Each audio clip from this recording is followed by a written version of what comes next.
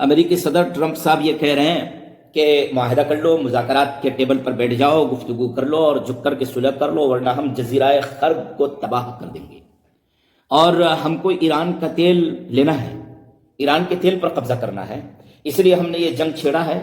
اور جزیرہ خرب کے بارے میں وہ صدر بننے سے پہلے، یعنی امریکہ کا صدر منتخب ہونے سے پہلے بھی تذکرہ کرتا تھا کہ وہاں پر ان کے تیل کا خزانہ ہے اور اس پر اگر قبضہ کر لیں گے تو ایران کو دبوچ دیں گے اور ایران کو ختم کر دیں گے۔ لہذا ایران کو ختم کرنے کے لیے، ایران کو دبوچنے کے لیے اور ایران کو مٹی میں ملا دینے کے لیے انہوں نے یہ جنگ چھیڑا ہے۔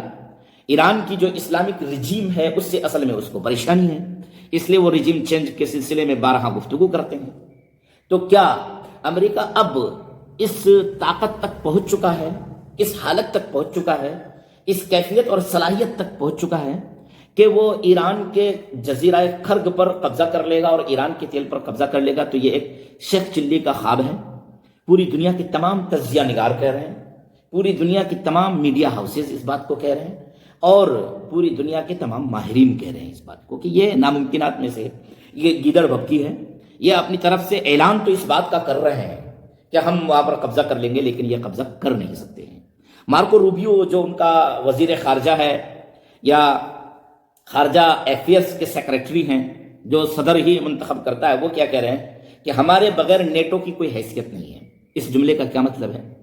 اس جملے کا واضح مطلب یہ ہے کہ ہم اکیلے اس جنگ کو نہیں جیت پا رہے ہیں، نہیں لڑ پا رہے ہیں، تم کو میدان میں ہمارے ساتھ آنا چاہیے، اور اگر تم نے اس وقت، اس غلط وقت میں ایران کے خلاف ہمارے ساتھ آنے کی کوشش نہیں کی اور ہمارا ساتھ دینے کی کوشش نہیں کی تو تمہارا وجود اور تمہاری حیثیت بھی خطرے میں ہے۔ بارہا ٹرمپ نے بھی دھمکی دے دیا ہے اور یہ بھی دھمکی دے کر کے ان کو بلانے کی کوشش کر رہے ہیں۔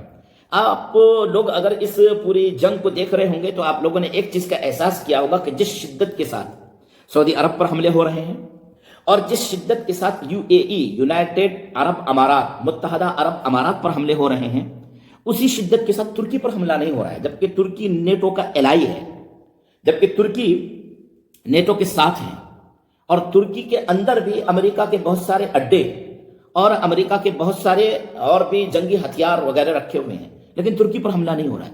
ترکی پر حملہ اس لیے نہیں ہو رہا ہے کہ پہلے کچھ حملے ہوئے تھے، نیٹو نے جو امریکہ کا ساتھ نہیں دیا تو ایران نے ترکی پر حملہ نہیں کیا۔ نیٹو اگر امریکہ کا ساتھ دینے کے لیے تیار ہو جائے گا تو ایران پھر ترکی پر بھی حملہ، یعنی ترکی پر نہیں، ترکی میں جو نیٹو کے مفادات ہیں، نیٹو کے ہتھیار ہیں، نیٹو کے اڈے ہیں اور امریکہ کے اڈے ہیں، اور امریکہ کا وہاں پر یورینیم بھی رکھا ہوا ہے، امریکہ کا 21 سے 20 ایٹم بم بھی وہاں پر رکھے ہوئے ہیں، تو اس پر بھی حملہ وہ کر سکتے ہیں۔ اگر نیٹو امریکہ کے ساتھ کھڑا ہوتا ہے اور امریکہ کو تعاون دینے کے لیے اور اسرائیل کو تعاون دینے کے لیے براہ راست ایران پر حملہ کرتا ہے، جبکہ برطانیہ ساتھ میں ہے اور برطانیہ حملہ کرنے کی کوشش بھی کرتا ہے، یا اگر کوئی حملہ ہو تو اس کو روکنے کی کوشش کرتا ہے۔ اسرائیل پر کہاں کہاں حملے ہوئے ہیں؟ اسرائیل پر کل جو حملہ ہوا تھا وہ بہت زبردست تھا، حیفا کے بازان آئل ریفائنری پر حملہ ہوا تھا، اور اس کا ایک کیمیکل سینٹر ہے جہاں پر کچھ کیمیکلز وغیرہ رکھے ہوئے تھے، وہاں پر حملہ ہوا تھا۔ اور ایک حملہ اور ہوا ہے کویت میں، ڈیسیلیشن پلانٹ میں۔ ڈیسیلیشن پلانٹ کا مطلب یہ ہے کہ وہاں پر کھارا پانی کو میٹھا بنایا جاتا ہے، کویت کا کھارا پانی جو میٹھا بنایا جاتا ہے، وہاں پر حملہ ہوا ہے۔ اسرائیل یہ کہہ رہا ہے کہ ایران نے حملہ کیا ہے، اور ایران یہ کہہ رہا ہے کہ اسرائیل نے حملہ کیا ہے، تاکہ یہ جنگ مشرقی وسطیٰ کی جنگ بن کر کے رہ جائے۔ یہ ایک دوسرے پر الزامات لگا رہے ہیں۔ اسرائیل پر تل ابیب پر آج بھی حملے ہوئے ہیں اور زبردست حملے ہوئے ہیں، اس کی پوری تفصیلات ابھی تک آئی نہیں ہیں، وہ تفصیلات آئیں گی تو ہم انشاءاللہ آپ حضرات کے سامنے رکھ دیں گے۔ مشرقی وسطیٰ پر کہاں کہاں حملہ ہوا ہے؟ یعنی مڈل ایسٹ میں، مڈل ایسٹ کے جو ممالک ہے، دبئی کے ساحل میں کویتی جہاز پر، جو کویتی جہاز امریکہ کا تیل لے کر کے جا رہا تھا، حملہ ہوا ہے اور آگ لگ گئی ہے۔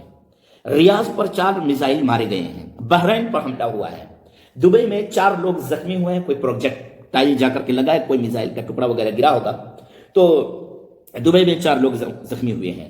امریکہ اس جنگ کا خرچ عرب ممالک سے وصول کرنا چاہتا ہے، بہت زبردست ہے۔ یعنی پوری جنگ جو ہو رہی ہے اور اس پوری جنگ میں روزانہ $2 بلین خرچ ہو رہے ہیں، 31 دن جنگ کے ہو گئے تو گویا کہ یہ جو $62 بلین خرچ ہوئے ہیں، اس خرچ کو امریکہ وصول کرنا چاہتا ہے ان مشرقی وسطیٰ کے عرب ممالک سے۔ مطلب یہ دودھ دینے والی گائے، بس اس کو استعمال کیجئے اور اس کا دودھ دھوئیے، تو ان سے یہ وصول کرنا چاہتا ہے۔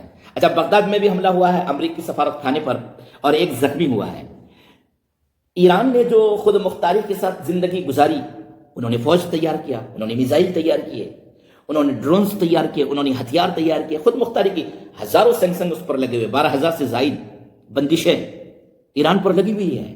لیکن ایران نے جو خود مختاری کی زندگی گزاری، اس خود مختاری کی زندگی کے مقابلے میں، اس خود مختاری کی زندگی گزارنے کی وجہ سے وہ اس لائق ہو گئے کہ امریکہ کو چیلنج کر سکے، امریکہ کو مار سکے۔ اور ان عرب سنی ممالک نے جو خود مختاری کی زندگی نہیں گزاری اور آزادانہ زندگی نہیں گزاری، بھائی تیل تمہارے پاس بھی ہے، تیل ایران کے پاس بھی ہے، ایران نے اپنے تیل کو استعمال کیا اور ہتھیار بنائے، تم نے اپنے تیل کو استعمال کر کے امریکہ کی غلامی اختیار کی، اور جب کہ امریکہ کی غلامی اختیار کی تو اب اس جنگ کو بھی امریکہ جو اپنے لیے اور اسرائیل کے لیے لڑ رہا ہے، اس کا خرچہ تم سے لینا چاہتا ہے کہ اور بھی آگے جو جنگ جاری رہے گی، جو بھی خرچ ہوگا اس کو ہم ان عرب ممالک سے وصول کریں گے۔ اور آگے کی جو خبریں ہیں بس یہیں تک ہے خبریں۔ اب یہ ہے کہ اس پوری جنگ کا سچویشن کیا ہے۔ اس پوری جنگ کا سچویشن یہ ہے کہ اس جنگ کو ابھی تک آگے بڑھتا ہوا پوری دنیا دیکھ رہی ہے، حالات بہت خراب ہیں۔ خرگ جزیرے پر یہ قبضہ کرنا چاہتا ہے لیکن خرگ پر یہ قبضہ نہیں کرے گا۔ کتنے جزیرے، 30 سے زائد ان کے جزیرے ہیں جو فارس کی کھاری میں، فارس کے سمندر میں ایران کے موجود ہیں۔ ان جزیروں میں سے کچھ 2-3 جزیرہ ایسا ہے جو متنازع ہیں اور چھوٹے ہیں، جس پر متحدہ عرب امارات کا بھی دعویٰ ہے اور ایران کا بھی دعویٰ ہے۔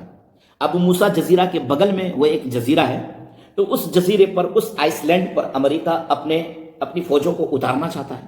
وہاں اتار کر کے وہ یہ جو UAE ہے، متحدہ عرب امارات، ان سے مدد لیں گے۔ پہلے فوج کو وہ UAE میں اتار رہے ہیں، اس لیے ایران کے حملے UAE پر زیادہ ہو گئے ہیں، اور وہاں سے پھر وہ کسی طریقے سے اس جزیرے پر لے جانا چاہتے ہیں۔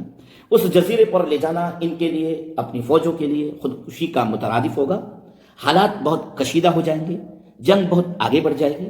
ویسے ماہرین کا یہ کہنا ہے کہ ٹرمپ بہت بڑی بیوقوفی کریں گے کہ اپنی فوجوں کو کسی جزیرے پر وہ اتارنے کی کوشش کریں گے۔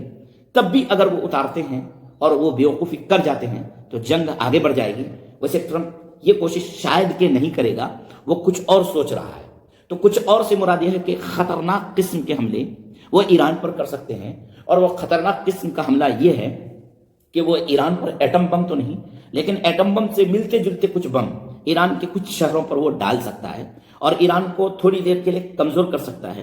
لیکن یہ وہ زمانہ گیا جو قدیم زمانے میں ہیروشیما اور ناگاساکی پر 1945 میں انہوں نے جا کر کے ایٹم بم ڈال دیے تھے، اور انہوں نے یہ سوچا تھا کہ اب جاپان کی طرف سے کسی طرح کا کوئی جواب نہیں آئے گا اور یہ پوری دنیا کی سپر پاور بن جائیں گے، تو اس پہ تو وہ کامیاب ہو گئے تھے۔ لیکن اب کی مرتبہ ایسا نہیں ہونے والا ہے۔ اگر انہوں نے ایٹم بم کا استعمال کیا، ممکن ہے ایران نے بھی ایٹم بم بنا لیا ہے اور کہیں پر وہ رکھا ہوا ہے، اٹھا کر کے وہ بھی کچھ تو امریکہ کی طرف بھیج دے گا، کیونکہ انہوں نے اس طرح کی میزائل بنا لیا ہے، اور اسرائیل کا تو وجود مٹ ہی جائے گا۔ یہ بالکل امکانات میں ہے، اور لوگ اس موضوع پر گفتگو بھی کر رہے ہیں، اسی لیے امریکہ ایٹم بم بھی استعمال نہیں کر سکتا ہے۔ کل ملا کر کے امریکہ چاروں طرف سے اس جنگ میں گھر چکا ہے۔